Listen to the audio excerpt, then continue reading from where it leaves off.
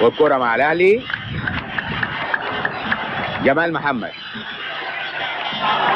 وهجمة في الجول بيسجل هدف الاتفاق.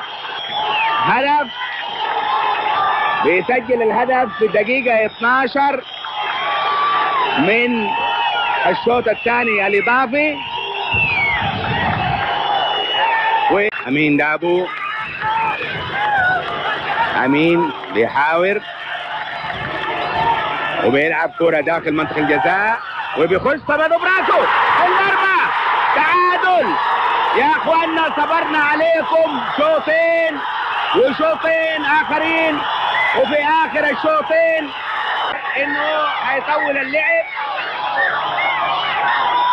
لعبة في اخر لحظاتها، نوع من التركيز من الحراس، وبيلعب محمد وبيسجل محمد عبد الجواد الهدف الاول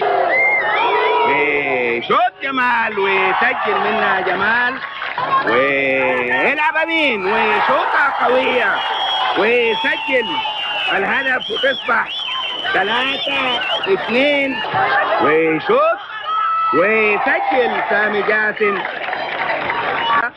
يوسف عنبر هينفذ ويشوط ويسجل يوسف عنبر، ويشوط عمر ويسجل الهدف،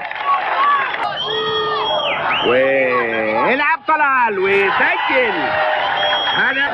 بيشوط ويسجل كمان زكي وتصبح بيشوط يحيى ويمسكها مبارك يصدها ويخش عاد.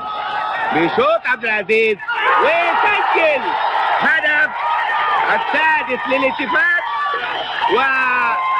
وتنتهي هذه المباراة الكبرى سيداتي سادتي بفوز الاتفاق ب6، ويصل بذلك فريق الاتفاق سيداتي سادتي إلى المباراة النهائية.